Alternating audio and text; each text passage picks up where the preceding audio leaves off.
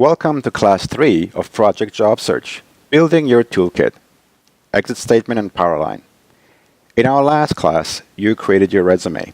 Now, we'll give you guidance, examples, and a worksheet to get the next two pieces of your toolkit outlined and written. An exit statement is a short explanation you'll use in response to the question, why did you leave your last job?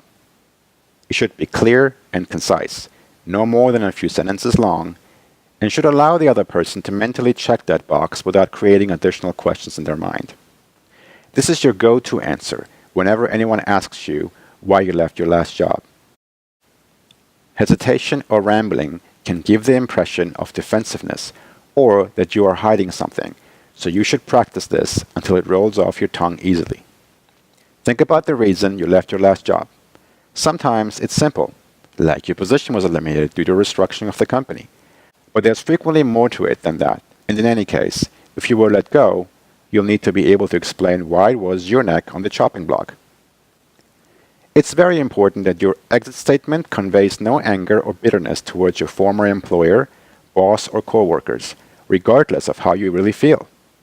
Simply state the main reason you left, woven in with some positive things you took away from the job. Keep your exit statement relaxed, short and sweet. You don't need to go into detail at this point, but you should be prepared in case they ask. One technique for removing your emotional response to the situation is by thinking of it from the perspective of 20 years from now. Take the long view and distill the story down to basic facts. Then use these facts to craft your message. If you were one of many who were let go, or if you were let go in multiple rounds of layoffs, be sure to convey this, as it will reflect more on your former employer's situation than on you and your performance there. Also, let the listener know if your former employer offered to keep you on in another position that you chose not to take. This shows that you were valued as an employee, but that you are more interested in finding a job that is right for you rather than taking just anything to pay the bills. If you left your last job under circumstances that you'd rather not share, think about the conditions that created the circumstances under which your fireable action took place. Take a more global view of the situation and frame it that way. For example, if you had personality conflicts with your coworkers, say something like, "The culture of my last company is great for loners and they really encourage independent efforts, which seems to work well for them. I'm more of a people person, so I found it hard to stay inspired without functioning in a team atmosphere. I'm much better suited to an environment that benefits from my collaborative style, so I wasn't too surprised when I was among those selected for layoffs when they were forced to cut 10% of their workforce." Use our worksheet to craft and rewrite your exit statement until it flows. Make sure it jibes with the positioning statement you created in Class 1. Like your positioning statement, you'll need to practice this until it rolls easily off your tongue. Now let's move on to creating your power line, also known as your elevator pitch. Your power line is a micro-story about the professional you, condensed down to a 10-second soundbite that helps the listener remember you and hopefully spurs further conversation. Aim for a length of 1 to 2 sentences.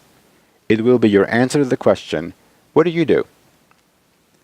This should give the listener a brief, compelling glimpse into who you are and what your strengths are, sprinkled with a few well-chosen career highlights and tied together with a common thread.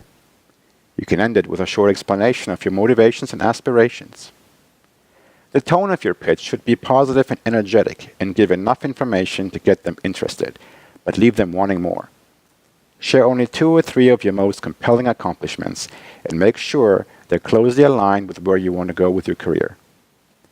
Avoid using industry jargon or technical terms. Try to keep it more conversational in tone. Use our worksheet to pull your power line together.